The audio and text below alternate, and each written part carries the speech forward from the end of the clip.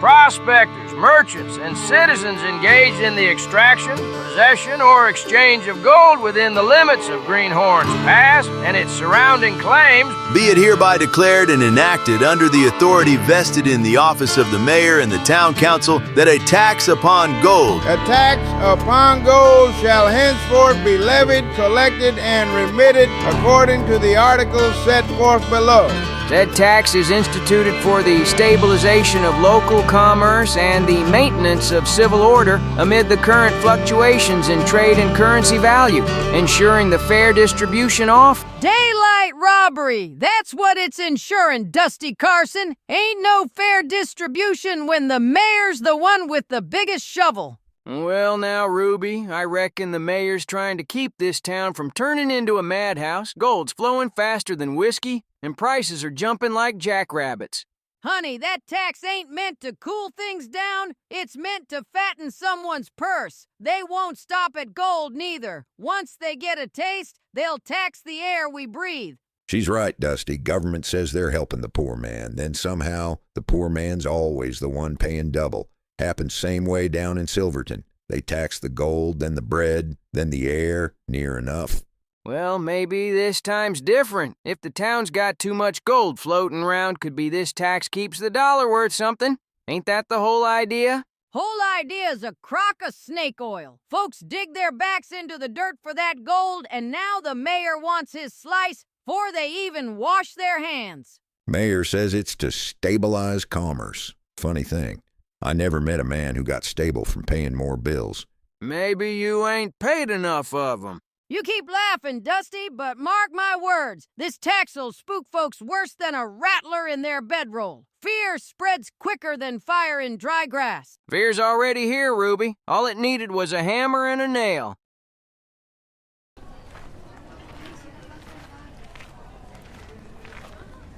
Dusty, you best get yourself down to Harlan's quick. Flowers flying off the shelves faster than cards in a cheat's hand. A flower, huh? Ain't even Sunday and folks already baking their way to salvation? Salvation? Hell, I'm just trying to make biscuits before they cost their weight in silver. They say prices are gonna explode. Ain't you heard? You heard a lot of things, Jeb. Most of 'em from folks already halfway to panicking.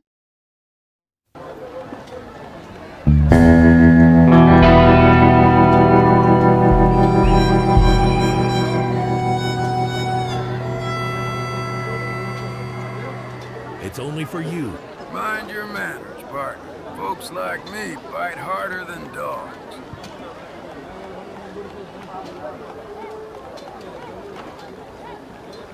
What in blazes? Folks buying up the whole town like the world's ending. What's next? They start bottling air? Morning, Harlan. Looks like payday came early for the whole town. Morning, Dusty. If this keeps up, I'll have to start selling receipts for airspace. Folks cleaning me out like locusts on a cornfield. Guess I'll keep my list short then. Just my usual peppermint sticks and that new dime novel you got in, Red Jack Hollister, Shadows Over Bitter Creek. Heard he's shooting shadows and taking names. Sure thing, but I gotta warn you, Dusty. Peppermint's up 2 bits a bag, and that book'll run you near 3 times last month's price. 3 times, huh? Guess we're reading about outlaws and getting robbed at the same time? Don't laugh too loud, Dusty. Ever since that gold tax got posted, folks been acting like the devil's setting fire to their purses, buying up flour, salt, beans, anything that don't spoil. Word's going round prices'll jump higher than a preacher's hat in a windstorm. I thought this gold tax was meant to calm the waters, not stir the whole pot. Supposed to, aye, but you tell that to folks who can't tell sense from rumor. One man says prices'll rise, 10 more start buying. Now the shelves are emptier than a drunk's promise. You mark my words, Mr. Harlan. The mayor's behind this. He's got a cellar full of flour, and he's letting us starve. Miss Weaver, if the mayor's got flour in his cellar, I'll buy it off him myself. Wouldn't surprise me none if he starts taxing that, too. Fear sure's a funny thing, Harlan. Folks don't wait to see if the storm's coming. They start building arks soon as the wind changes. Ain't that the truth? All it takes is one tax notice and half the town forgets how math works. Seems to me fear's the new currency round here, and it's spending fast. This town's gone and taxed its own common sense. Grab what you can, Martha. They'll triple it by sundown. With all this spending madness going round, you get to stay idle, Hank. Ain't nobody needing a trim in times of panic. Dusty, when fear kicks in, folks don't care how pretty they look, only how full their pantry is. Ain't no man ever fought off starvation with a clean shave. True enough, though I've seen some fellas spend their last dime looking sharp while their bellies argued with them. That's when Ego's running the show. But now, Ego's broke. Belly's calling the shots. You watch. By next week, they'll be trading haircuts for sacks of beans. Guess I'll come in for a trim when flour's worth less than whiskers. Wouldn't bet on it. Every fella in town's hoarding like the end of days. Had one gent pass by this morning hauling a barrel of pickles. Said he'd rather smell like vinegar than go hungry. That's so? Well, at least the coyotes'll keep their distance. Crazy thing, Hank. All that tax was supposed to do was settle things down, not stir up folks like ants in a kicked-up nest. Fear don't follow logic, Dusty. You can tell a man something makes sense till you're blue in the face. But once he feels the pinch coming, he'll start running, for he knows what from. Sounds like you ought to hang a new sign out front. Haircuts and philosophy, $1 extra. I would, but I ain't had a paying customer all morning, and I ain't in the mood to start taxing wisdom. Wise man, wisdom's already in short supply. Tell the sheriff if he wants a trim, it's half price, long as he pays in flour. Hands off! You wouldn't. You thief! You liar! Make me! All right now, ladies. Coffee'll still be here tomorrow. Ain't no sense in wringing each other's necks over what you ain't even brewed yet. Tomorrow it will cost double, Sheriff. You think we're fools? Only when you act like it. Dusty Carson, tell me you ain't joining the mob for beans. No, Sheriff, I got my essentials. Peppermint sticks and a dime novel. Figure if I'm gonna starve, I might as well do it entertained. Wish more folks thought like you. I've had to break up 3 arguments before noon and chase one fella who tried paying for molasses with horse nails. Now that's creative finance. Creative's one word for it. I call it madness. Mayor thought this gold tax would cool things down, but all I see is folks burning hotter than a forge. Ain't funny, Sheriff. All these new regulations, and we got more chaos than before. Makes a man wonder if calm and order got taxed too. Wouldn't surprise me. Seems every time we try to make things better, folks find a way to make it worse. Mayor says the tax will balance the trade, cool the inflation. But soon as people heard the word gold, they lost their heads. Gold's got a way of making men blind, always has. True enough, and now they're buying up everything that ain't nailed down. Had one miner ask me if he should bury his coins before the government takes them. Told him to bury his shovel first so he don't dig himself into debt. A good advice, but I reckon fear's one outlaw you can't cuff and drag to jail. Yeah, and it don't sleep either. You can't reason with panic, Dusty. It spreads quicker than whiskey in a saloon fire. Still, I'll keep walking my rounds. Ain't much else a man can do but try to hold the line. Suppose you're right. World goes crazy. You just keep your boots moving. Exactly. Sides, if I stop walking, folks might think I'm buying flour, too. Now, that'd start a real panic. Careful with them bales, boys. That ain't hay. That's the town's next meal ticket. Meal ticket? Don't tell me we're eating sweaters now, Tanner. Close enough. We're trading this wool to DeBull Lane for potatoes. Half the stores in town are empty, and folks are bartering like it's the end of days. You know how it is. When coin loses its shine, trade keeps the world turning. Bartering wool for potatoes. Never thought I'd live to see the day. Feels like trading a church hymn for a bucket of dirt. Better dirt than empty stomachs, boy. With this new gold tax, folks are panicked. Prices up, goods down. DeBull Lane sitting on half the territory's potatoes. They're squeezing tighter than a banker's handshake.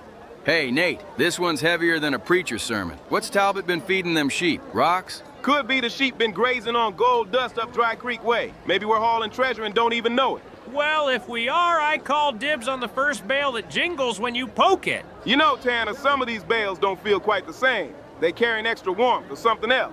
Ha! That's the new sheep strain from Dry Creek. Heavier fleece, denser fibers. Finest wool west of the Rockies. You boys wouldn't understand the science of it. Science, huh? Looks more like witchcraft with a price tag.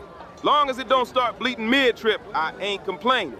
That's the spirit. Now get those tied down tight. We can't afford to lose a single ounce. DeBull Lane's expecting us by sundown tomorrow. The sooner we get that trade done, the sooner I can rest easy. Rest easy, huh? Bet a man like you never really takes a day off, even with all this wool and potatoes. Day off? In Greenhorn's Pass, they say crisis brings opportunity, and I aim to stay ahead of both. Vogel, you mind telling me what in blazes is happening out there? My town looks like the devil himself rang the dinner bell. Folks buying flour by the barrel, fighting over beans, running their savings dry like there's a war brewing. Good afternoon, Mayor. Don't good afternoon me, damn it. I got women screaming in the market, men trading boots for sugar, and half the miners threatening to walk off the job 'cause their pay won't buy a loaf of bread. You told me this tax would bring stability. Please sit down. I'll stand, thank you kindly. Last time I sat through one of your explanations, it ended with me signing a law half the town wants my hide for. Then I'll keep it plain. What you're seeing, Mayor, isn't the tax. It's the fear of the tax. Fear? Fear's an excuse, not a reason. You can't tell me a handful of words on a sheet of paper turned decent folk into lunatics overnight. Oh, but I can, and I will. People believe prices will rise, so they rush to buy goods now. They stock up, they hoard, they spend every coin they've got to beat a price that doesn't yet exist. That rush, that panic, drives demand. Demand drives price. Before the tax even takes hold, the people themselves have made it real. Hellfire, so you're telling me this chaos, this madness, ain't from the law, but from folks' imagination? Inadvertently, yes. The tax's actual effect on inflation is minimal, temporary at worst. But when the rumor spreads that prices will soar, people behave as though they already have. It's the crowd that creates the storm, not the sky. I fought in a war once, Vogel. Panic's a disease. You can smell it before you see it. Men running, horses bolting, supplies vanishing overnight. You think you can fight a battle when every soldier's trying to fill his canteen at once? I'd say it's not much different now, sir. Only this time, the battlefield's the marketplace. Then you tell me, how in damnation do you fight that kind of war? With patience, not bullets. You let the fear burn itself out. You show by example, by calm, that there's no fire under the smoke. The people must learn that not every shadow means a storm. You make it sound simple, but I thought all this economy business was a numbers man's trade. Predictable, calculated, like science. Neat, exact, without all this hysteria. If only it were. Numbers are steady, Mayor. People aren't. The economy may look like a science on paper, but out there it's a mirror. It bends and twists with the hearts of the men who shape it. Their hopes, their fears, their expectations. That's what sets the price of bread more than any tax or tally I could write.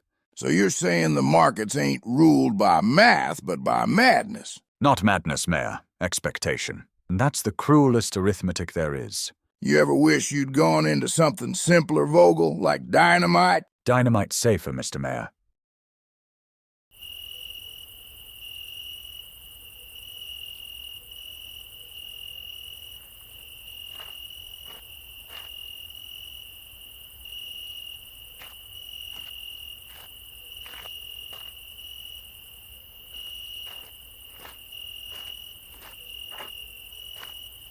Evening, that you, Pastor Elijah? You walking the road or haunting it? Walking, Brother Carson, though on nights like this the difference feels mighty small. Don't tell me you been out preaching to the coyotes again? Nah, miners' camp tried talking sense into 'em. They're fretting over that gold tax, reckoning the Lord himself's turned against their pockets. Well, fear's the new fashion in Greenhorn's Pass. Everyone's wearing it. You'd think a great famine was blowing in with the desert wind.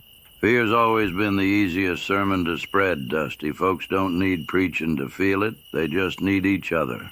Maybe so, but this whole town's gone loco. They tax gold to stop prices climbing, and now folks are paying double for a sack of flour just 'cause they expect it to cost triple tomorrow. Don't make a lick of sense. No, it makes perfect sense if you remember what moves men. Fear and hope, Dusty, two sides of the same coin. The Almighty made man in his image, but man made markets in his own. You saying the market's got a soul now, Pastor? Of a sort. Many treat the economy like a science, equations and measures, same as physics or astronomy. But those things bow to fixed laws. The stars don't get nervous. Rocks don't panic buy flour.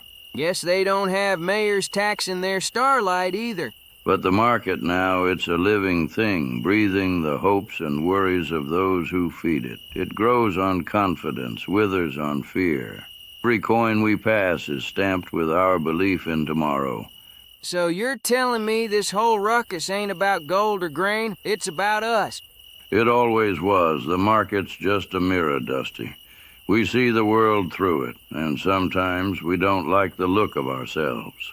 Well, Pastor, you sure got a way of making a man think. Guess I'll sleep a little lighter tonight. Maybe dream of mirrors and madness. Dream of truth, Dusty. The rest will find you come morning.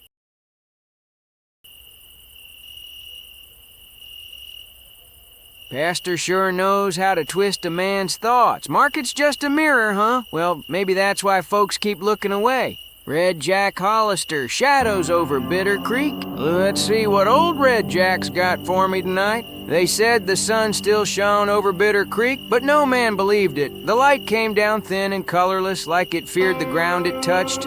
For where gold once promised fortune, shadows now whispered ruin. Men weighed dust and dreams in the same pan and found both wanting. Fear crept through the camps quieter than a thief and stole more than coin. It took courage, it took mercy, it took the steady beat of a decent heart. In those days, a man didn't just mine the earth, he mined his own soul, hoping to strike something pure before the dark closed in for good. And in that darkness rode Red Jack Hollister, a man chasing sunlight with a shadow all his own.